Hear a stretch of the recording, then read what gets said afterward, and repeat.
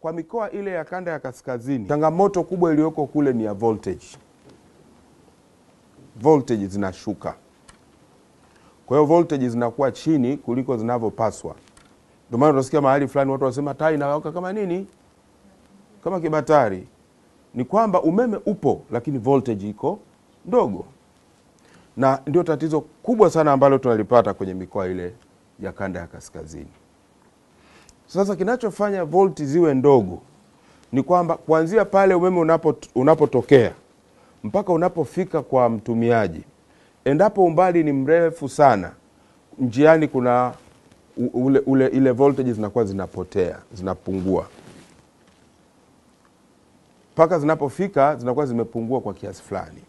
Kuna kitu kwenye nani huko Kiingereza wanaita voltage drop. Voltage drop inatokea kadri waya unavyokwenda umbali mrefu. Sasa kwa Tanzania umeme wetu mwingi sana unazalishwa upande wa kusini. Kusini kwa maana ukiangalia kaskazini kule umeme mwingi unatoka kusini mwa mikoa ile ya kule.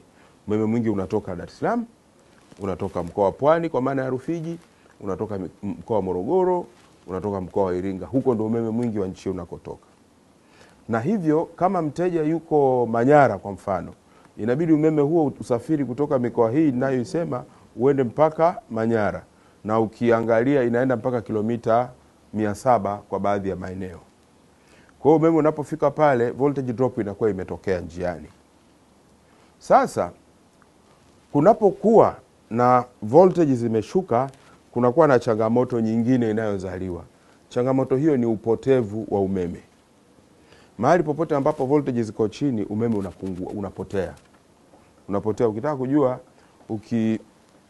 ukituma megawati 100 kutokea hapo ulipo utuma, kama ni Dar es Salaam au ni wapi, tuseme ni kutokea pale Chalinze, ukaachia megawati 100 zielekee Arusha au zielekee Manyara au Kilimanjaro, zitakazoenda kufika kule zitakuwa ni pungufu ya 100, zitapotea njiani. Sasa ili kutatua changamoto hiyo, jambo kubwa linalotakiwa kufanyika ni moja, kuweka chanzo cha kuzalisha umeme kwenye mikoa hiyo ya kaskazini. Kwa hiyo kuweka mtambo fulani wa kuzalisha umeme kule. Hilo ni jawabu la kwanza. Jawabu la pili ni kuingiza umeme kwenye mikoa hiyo kutokea mahali pengine, kutokea kwenye mfumo mwingine. Na kwa kesi yetu sisi tumepata umeme ambao tunataka kuuingiza kutokea kaskazini na hasa kutokea Ethiopia. Makubaliano yetu tumefanya na nchi ya Ethiopia.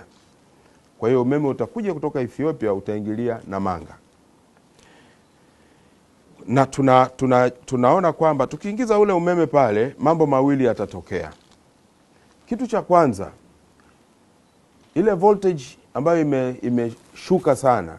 Unajua neno voltage Kiswahili chake kidogo kigumu, wanaita msongo, lakini msongo kwa wengine ni gumu zaidi. Kwa hiyo nikisema voltage nadhani mnanielewa. Sasa zile voltage ambazo zimeshuka sana, ukiingiza ile megawati 100 pale zitapanda. Voltage itarudi normal. Itarudi kwenye kiwango chake. Na ikirudi tu kwenye kiwango chake, ule upotevu wa umeme unaotokea kwenye mikoa ile wote tutauokoa. Na naomba niwaambie hicho tu nilichokisema, niwaambie positive effect yake.